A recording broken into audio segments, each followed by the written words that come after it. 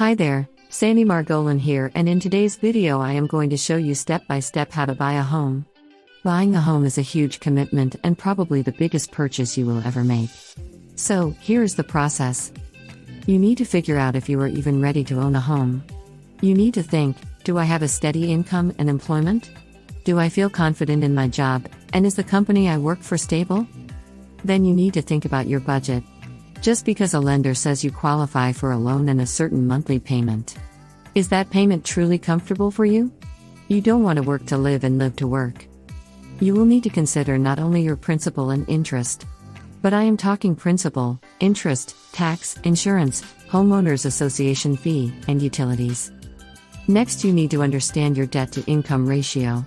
This is what the lender is going to use to qualify you in order to determine an interest rate. This helps the lender determine the risk of giving you a loan. If you are a higher risk, they will charge you a higher rate.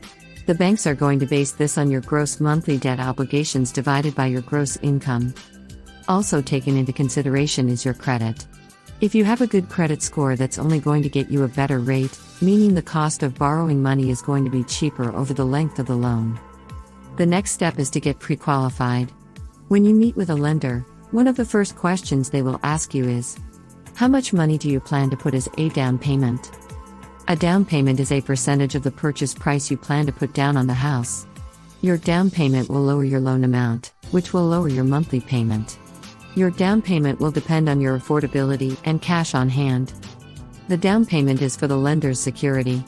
With your down payment, the lender feels you are invested and that you will pay the mortgage. The amount you put down will be up to you. This will depend on your loan options that will coincide with your down payment. There are conventional loan programs from 3% down to 20% down. There are some government programs with zero down payment. The rate for the zero down programs are usually higher. Of course, you can put down as much as you want, you are not limited to 20% down. The more you put down, the less you borrow and the lower your payments. However, most banks, if you put less than 20% down, you're going to pay PMI, which stands for private mortgage insurance. You want to avoid PMI, because this doesn't go towards principal or interest, it is literally just an additional monthly fee. It's like an insurance for the bank for giving you that mortgage. So I would recommend 20% down if it's possible. This way your monthly payment is lower, without the PMI, and that's more money in your pocket. In addition to your down payment, you will have closing costs. A lot of buyers are not aware of this and scramble at the last minute to come up with more money to close. Most people think all they need is their down payment. But there are closing fees required, in addition to the down payment. The total closing fees are approximately 3% of the purchase price. That includes the lender's fee for processing your loan. You will need to shop lenders because their fees vary and are predicated on the borrower's circumstances. Included in the closing costs are miscellaneous fees, like the appraisal, title, escrow, homeowners association costs, proration costs, etc. As your realtor, I can give you an estimated closing statement with a breakdown. Okay, so now you have an idea of the process, and you have evaluated your situation as far as job stability and affordability. Now, before you can go looking for a home, you need to get that pre-qualification letter from a lender. Many sellers will not entertain an offer without a pre-qualification letter. Before the seller accepts your offer and takes the home off the market for you, they want reassurance that you are qualified to buy the home. Next is finding a lender. You can research on your own, use the bank you have your money in, or you can get some referrals from your real estate agent.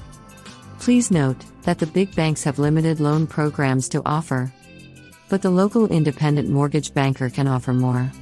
Like customer service after hours and on the weekends.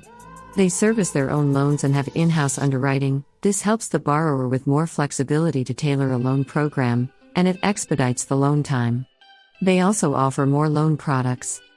There is no obligation and no cost to get a pre-qualification letter. You can still shop.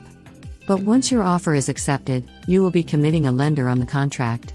If your offer is accepted, the seller is expecting you to use that lender, since you made your offer saying that this is the lender that qualified you. If you do change banks within the due diligence period, you will not be giving the other lender a proper amount of time to get you approved. This could cause a problem with the due diligence period. Most contracts have a 21-day due diligence period for the lender to complete the approval process. The approval process is different than the pre-qualification process. When you get pre-qualified, the lender will look at your income, debt-to-income ratio, credit score, and any other financial obligations. Then within a day or so, they will let you know the dollar amount you are pre-qualified for. The pre-approval process is more in-depth. All your requested documentation like tax returns, pay stubs, bank statements, etc. have been turned into the lender, your employment has been verified, your income has been verified, the file has been submitted to the underwriting department, and so on. Once you have the pre-qualification letter, the Realtor can now set up homes in the MLS for you to review. These homes will be tailored to the area you want to live in, the requested price range you can afford, and your requested criteria, like bedrooms, bathrooms, square feet, pool, fireplace, etc. Now the fun begins and we go looking at homes. It is important to work with an experienced real estate agent. This can make the difference in negotiating a good price, getting closing cost assistance, getting a home protection plan, negotiating repairs after your home inspection.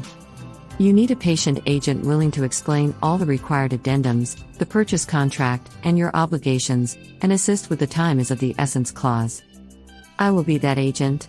I will be your advisor, and guide you through the entire process. My real estate appraisal background will help you in looking at different neighborhoods and writing the right price when making an offer on a home. I have been selling real estate for over 30 years and appraising real estate for about 20 years. You will want my expertise on your side. Buyers are always wondering what it would cost to use my services. Well, for the last 33 years, the sellers have signed a listing agreement and have agreed to pay both the buyer's agent compensation and the seller's agent compensation. That's the good news for the buyer. So in your closing statement you will not see any costs for my services.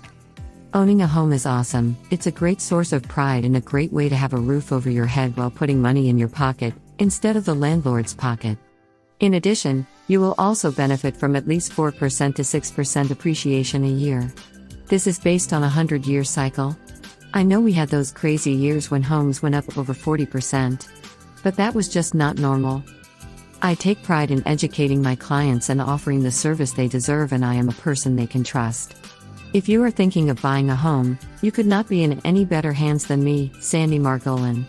Please text me at 702-683-3362 to answer any further questions or to start your buying process.